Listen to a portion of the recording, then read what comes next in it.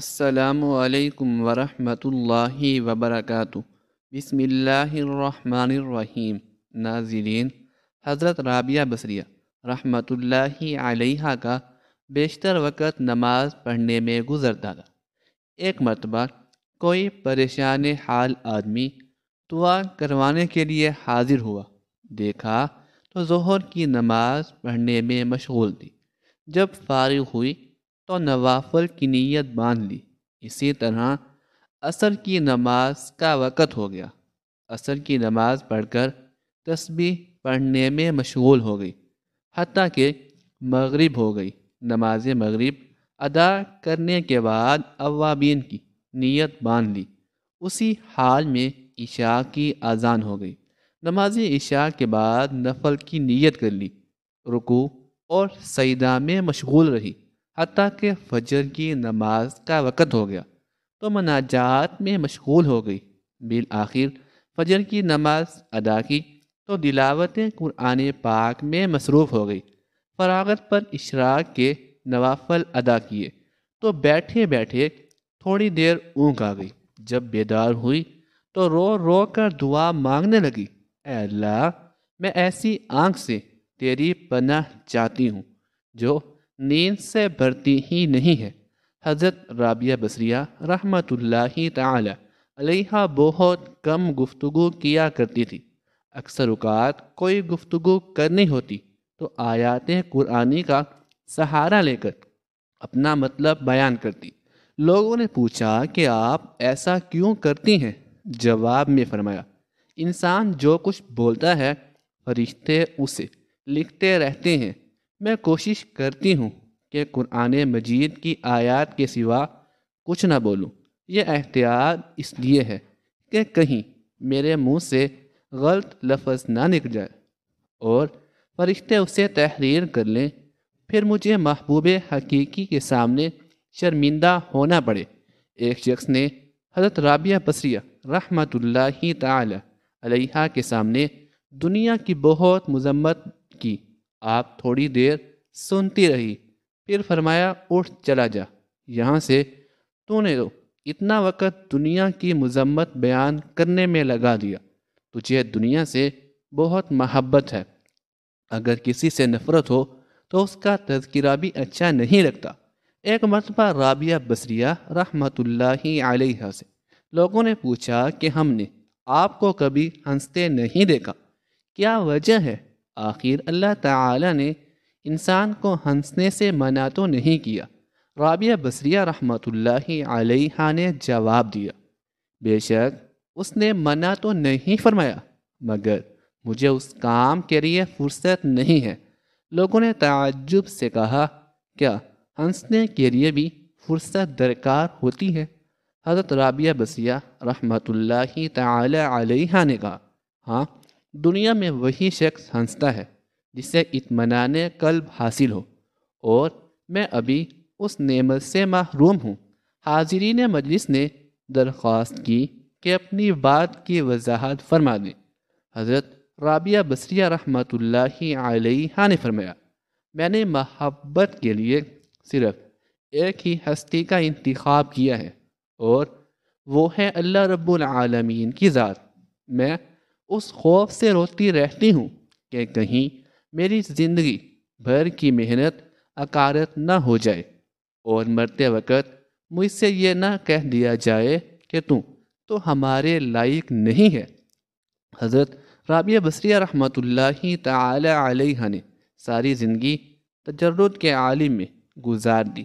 ایک مرتبہ کچھ لوگوں نے اعتراض کیا کہ آپ لوگوں میں عارفہ کے نام سے مشہور ہیں، مگر آپ نبی علیہ السلام کی نکاح والی سنت پر عمل نہیں کرتی۔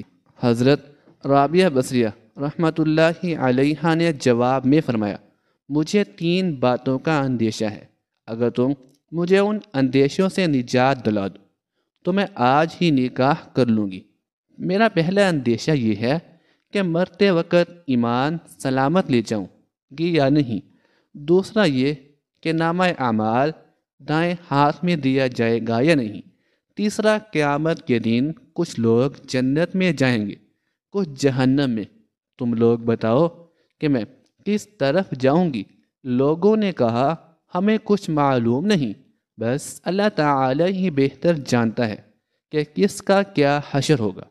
حضرت رابعہ بصریہ رحمۃ اللہ علیہ نے انتہائی پرسوز لہجے میں فرمایا، تم خود ہی بتاؤ کہ جس عورت کو اس قدر غم ہو وہ شوہر کی خدمت کا بوجھ کیسے اٹھا سکتی ہے؟ ایک بار کسی شخص نے آپ کی گوشائے نشینی پر اعتراض کرتے ہوئے کہا، ذرا باہر نکل کر دیکھیے کہ کیسی بہار آئی ہے۔ حضرت رابعہ بصریہ رحمۃ اللہ تعالی علیہ نے بے ساختہ جواب دیا، میرا کام سانے کو دیکھنا ہے، اس کی صنعت کو نہیں۔ ایک مرتبہ حضرت رابعہ بصریہ رحمۃ اللہ تعالی علیہ نے رات دن معطر پانی سے روزہ رکھا اور پانی سے ہی افطار کیا۔ گھر میں کھانے کے لیے ایک روٹی کا لقمہ بھی نہیں تھا۔ جب افطار کا وقت قریب ہوا تو آپ پر بھوک کا غلبہ ہوا۔ نفس نے آپ سے فریاد کی، رابعہ آخر تو کب تک مجھے بھوکا رکھے گی؟ ابھی آپ کے دل میں یہ خیال ہی گزرا تھا کہ کسی شخص نے دروازے پر دستک دی۔ آپ باہر تشریف لائی تو ایک نیاز مندی کھانا لیے کھڑا تھا۔ حضرت رابعہ بصریہ رحمۃ اللہ علیہ نے کھانا قبول فرما لیا اور نفس سے مخاطب ہو کر کہا، اللہ تعالی نے کھانے کا انتظام کر دیا ہے، ابھی تیری خواہش پوری ہو جائے گی۔ یہ کہہ کر آپ نے کھانا رکھ دیا اور چراغ جلانے کے لیے اندر چلی گئی۔ واپس آئی تو دیکھا کہ ایک بلی نے کھانے کے برتن الٹ دیے ہیں اور زمین پر گرا ہوا کھانا کھا رہی ہے۔ شادی کو صرف چند ہی مہینے گزرے تھے کہ وہ مجھے ہمیشہ کے لیے چھوڑ کر چلے گئے۔ آج 6 سال گزر چکے ہیں، میں انہی کی یادوں کا سہارا بنا کر زندگی گزار رہی ہوں۔ پرانی یادوں کا ایک طوفان تھا جو حضرت آمنہ کے دل میں برپا تھا۔ اٹھنی سفر کی طرف بڑھتی جا رہی تھی۔ 10 دنوں کا سفر کر کے حضرت آمنہ رضی اللہ تعالی عنہا مدینہ پہنچی۔ پہنچتے ہی حضرت آمنہ نے جیسے ہی اپنی امی کو 6 سال کے بعد دیکھا، شوہر کا وہ غم جو ابھی تک دل میں تھا ابھر کر چہرے پر آ گیا، اور پھر حضرت آمنہ اپنی امی سے لپٹ کر زور زور سے رونے لگی۔ حضرت آمنہ کے آنسو ہی آج سارے گھر والوں کو ان کی درد بھری داستان سنا رہے تھے کہ اس 25 سال کی نوجوان لڑکی آمنہ نے زبان سے ایک لفظ بھی نہ بولا۔ آج 6 سالوں کے بعد اپنی ماں پر نظر پڑی تو حضرت آمنہ اپنے آپ پر قابو نہ کر سکی اور اپنی امی سے لپٹ کر سب کچھ کہہ ڈالا۔ حضرت آمنہ کی امی اپنی بیٹی کو دلاسا دے رہی تھی اور کہہ رہی تھی کہ بیٹی پریشان نہ ہو، اللہ تعالی تجھے اس کا بہتر بدلہ عطا فرمائے گا۔ حضرت آمنہ کی امی نے جب اپنے نواسے محمد صلی اللہ علیہ وسلم کو دیکھا تو بہت خوش ہوئی اور ہر ایک کے سامنے تعریفیں کرتے نہ تھکتی کہ ذرا میرے نواسے کو تو دیکھو، اللہ نے اسے کیسی خوبصورتی عطا فرمائی ہے۔ 2 دنوں کے بعد حضرت آمنہ اپنے شوہر عبداللہ کی قبر پر پہنچی۔ قبر کے پاس بیٹھ کر بہت دیر تک روتی رہی اور دل ہی دل میں اپنے شوہر سے کچھ کہہ رہی تھی۔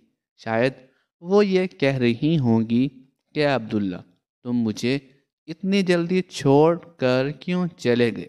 میں نے تو تمہارے ساتھ ساری زندگی گزارنے کے سپنے دیکھے تھے، لیکن تم نے تو مجھے زندگی کے سفر میں اکیلا ہی چھوڑ دیا۔ مجھے تمہارے بغیر بالکل بھی اچھا نہیں لگتا ہے۔ اے عبداللہ، کاش کہ تم زندہ ہوتے تو آج اپنے اس آمنہ کا غم دیکھتے۔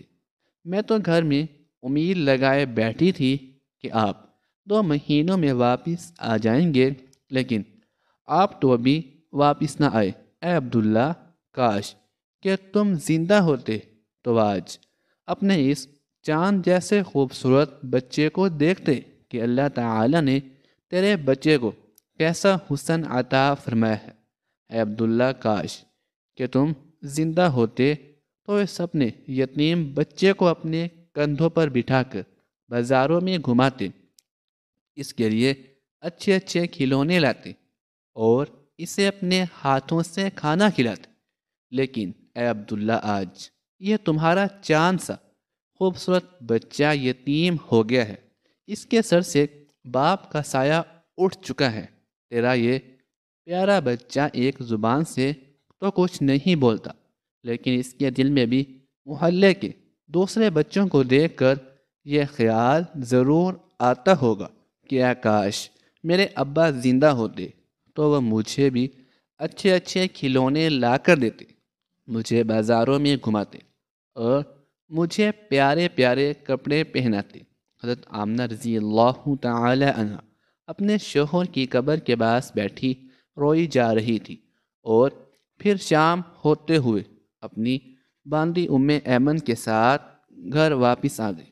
حضرت آمنہ نے 1 مہینہ اپنے میکے مدینہ منورہ میں گزارا، اور پھر ایک دن اپنی ماں سے کہا کہ اماں جان، اب میں گھر واپس جانا چاہتی ہوں، آپ مجھے اجازت دے دیں۔ ماں سے اجازت لے کر حضرت آمنہ مکہ کی طرف چل پڑی۔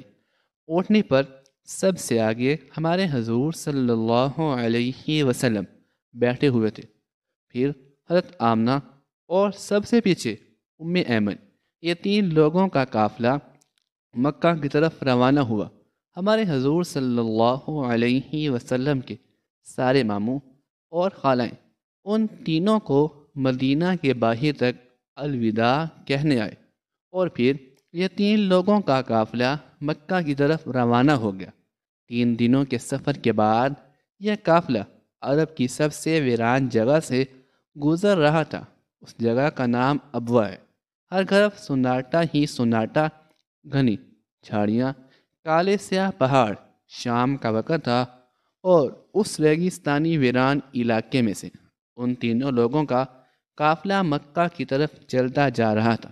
حضرت آمنہ جب سے اپنے شوہر کی قبر سے واپس آئی تھی تو ان کے دل پر بہت گہرا صدمہ لگا تھا۔ وہ بڑی خاموش رہتی تھی۔ راستے بھر وہ اندر ہی اندر آنسوؤں کے گھونٹ پی رہی تھی، لیکن اپنے اس معصوم بچے کے سامنے کچھ بھی ظاہر نہیں کر رہی تھی کہ کہیں میرے بچے کو کوئی تکلیف نہ ہو۔ ابوا کے مقام پر پہنچ کر اچانک حضرت آمنہ کے سینے میں درد اٹھا۔ انہوں نے حضرت ایمن کو فوراً بتایا کہ مجھے سینے میں درد ہو رہا ہے۔ حضرت ایمن نے حضرت آمنہ سے کہا کہ آپ پریشان نہ ہو، میں اونٹنی کو کسی اونچی جگہ پر روکتی ہوں۔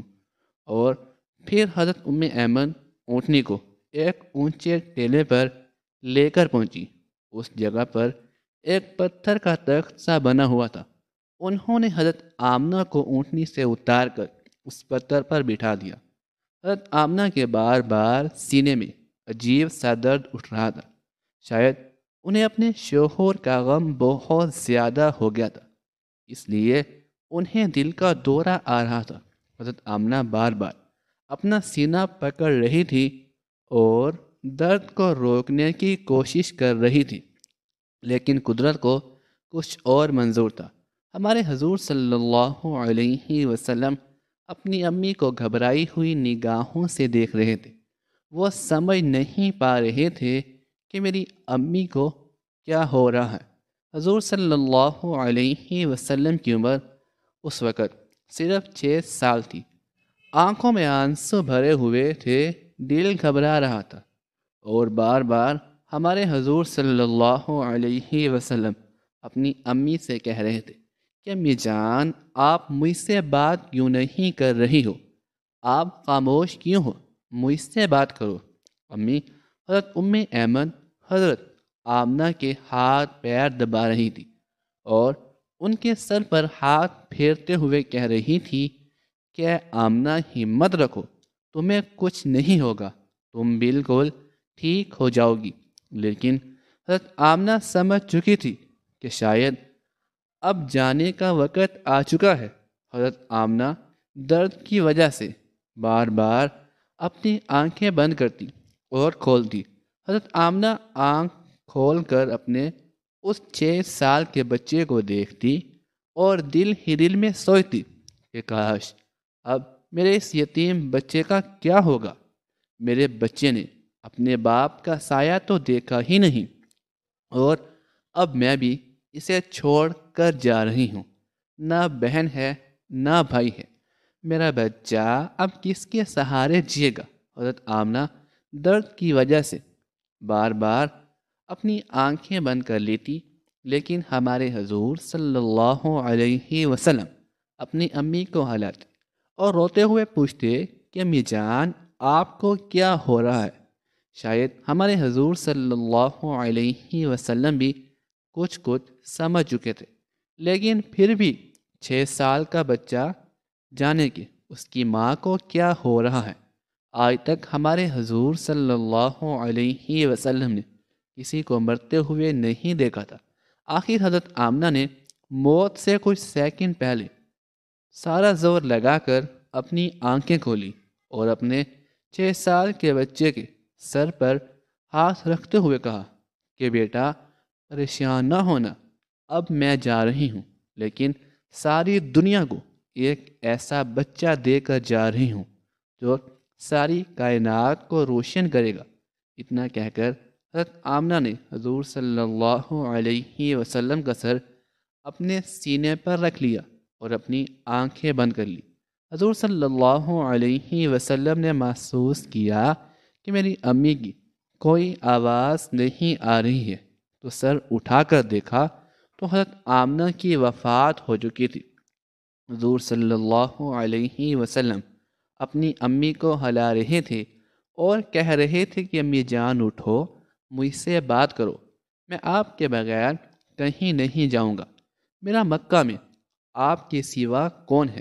حضرت رابعہ بصریہ رحمۃ اللہ تعالی علیہ بلی کو دیکھ کر مسکرائی اور فرمایا شاید یہ کھانا تیرے لیے بھیجا گیا ہو، اطمینان سے کھا لو، افطار کا وقت قریب ہو چکا تھا۔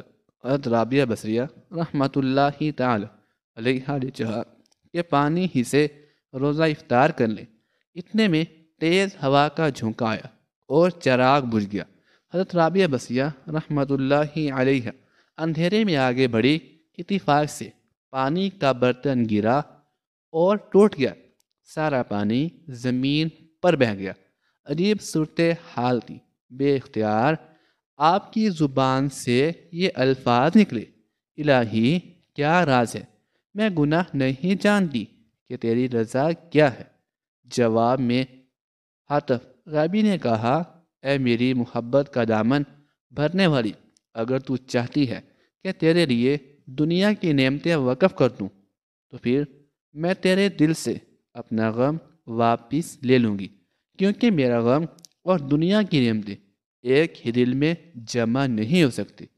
اے رابعہ، ایک تیری مراد ہے اور ایک میری مراد ہے، تو بتا دونوں مرادیں ایک جگہ کیسے رہ سکتی ہیں؟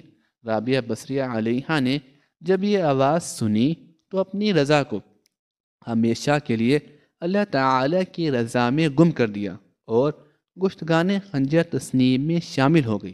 اللہ رب العالمین ہمیں نیک کاروں میں شامل فرمائے اور ہمارا خاتمہ بالخیر فرمائے، آمین ثم آمین۔